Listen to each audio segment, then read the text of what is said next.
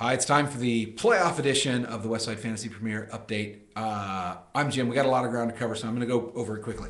Flaming Homers and Invisible Cows. This was a close one. In fact, if the Baltimore kicker had been a little more active and a couple of other things had happened, the Invisible Cows could have stolen the win last night, but they did not. 114 to 108. I'm going to talk about the playoff implications after all of this. Smell This beats DeViz 145 to 134. This was the only game without any playoff implications at all, but for the two, this was for pride. There was a lot of pride, you could tell. Both teams end the season at 5-8. The third game, the Eye and Smack Attack 3. Now, this is one where Smack Attack 3 could really only play spoiler, and very nearly did. 117 to 121 for the Eye.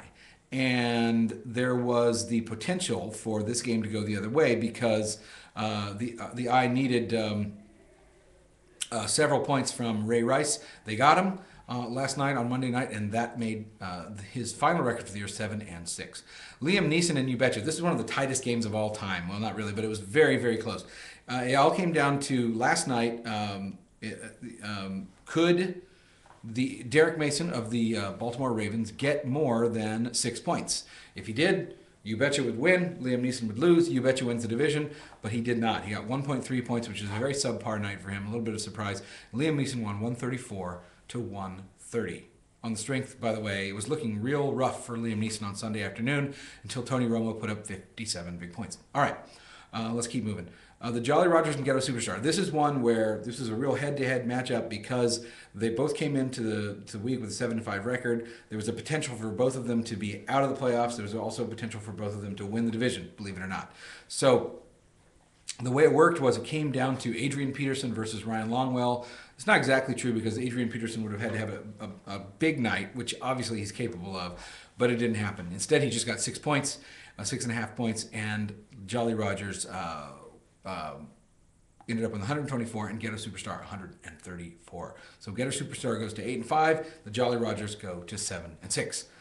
And finally, Bretta Is and Ruff the Passer. Now, this was a fascinating game. As the night wore on last night and Aaron Rodgers started to pile up the points, it wasn't exactly close, but it did come down to the last night. And more interestingly than that, if you saw the Robert Meacham play in the Saints-Redskins game on Sunday, you'll know what I'm talking about. The Drew Brees for the Saints dropped back, threw a pass. It was intercepted by the Redskins. Redskins began to return it. Robert Meacham very alertly runs up to the defensive player, strips the ball, not a fumble, a strip, and runs back for a touchdown. Initially, Yahoo did not score it as a 6-point fumble return. They scored it instead as a non-fumble, and I think there was some question from the data provider as to whether it counted as a fumble or not. So Mike of Bretta Is contacted Drew yesterday and said, I'm getting rooked out of 6 points here. What's going on? Drew and I conferred on this and decided that we would go strictly by the data that Yahoo provided, and that if they made the correction, we would go with it, but that we weren't going to manually correct it because we feel it's fair to everybody to kind of play by the rules we've started with. As it turns out, Yahoo did make the correction. If you go to the matchup page of Ruff the Passer and Bretta Is, you can see a blue asterisk next to the number. He was awarded the points and didn't end up mattering because Bretta Is won by 16 points. So it's a clear-cut victory, and that puts Ruff the Passer at 8-5 and Bretta Is at 8-5. And now I'm going to talk about the playoffs. Contrary to what Coach Marv Levy might say, playoffs? I'm going to talk about the playoffs. Let's start with seedings. Flaming Homers is the number 1 seed, 9-4 record, 8-1 division record, and 1,795 points, most in the league. Number 2 seed and winner of the Superman division. Winner of the Batman division, Ghetto Superstar with 8-5 record, 7-2 division record, and 1,726 points, which is the second highest total in the league. So it seems kind of fair in the end that the 2 division winners had the 2 highest point totals. The number 3 seed, You Betcha, 9-4. 5-4 division record, 1,664 points. And then Bretta Is with an 8-5 record, 1,712 points.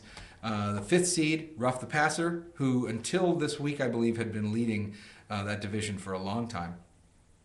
And the final playoff contestant of the year is Liam Neeson on the strength of last night's win against You Betcha. Goes to 8-5, 7-2 division record, 1,569 points. And then the rest of the places go 7. Jolly Rogers just missing the playoff cut. Good first season, by the way. 8, the Eye at 7-6 had a real chance to make the playoffs going into the week. And then 9, smell this, Drew, nice improvement, 5 wins for the year, very good. DeBiz 5-8, also tough. I think everybody felt that that game was competitive each week. Smack Attack 3-10. And finally, Invisible Cows, who had a rough season, 1-12, 1,370 points. Jake, who has traditionally been very competitive and makes the playoffs about half the time, had a rough year. He'll rebuild. You know how it is. He'll be back. The Invisible Cows will be back next year. Maybe this mistake was going away from the Ferocious Fennec name. I think that might be the mistake. So, so those are your playoff contestants for the year. I want to describe what's going to happen.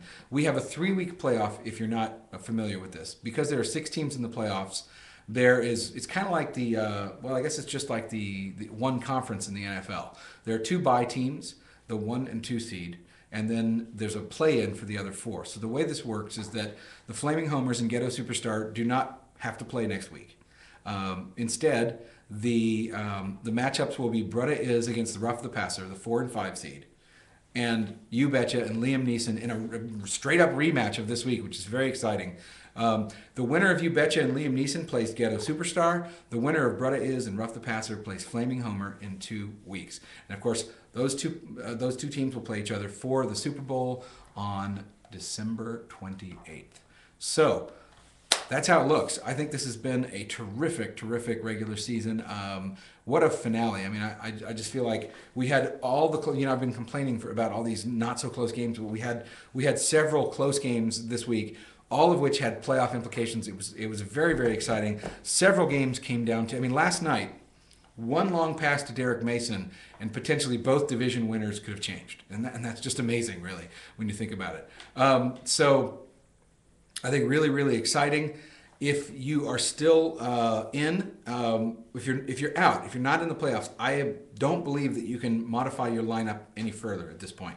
If you're still in the playoffs, everything else still applies. If I'm not mistaken, everything except trades, you can't trade. Everything else is still active and going, and of course survival football is still going. So make your picks there. I think we had one player.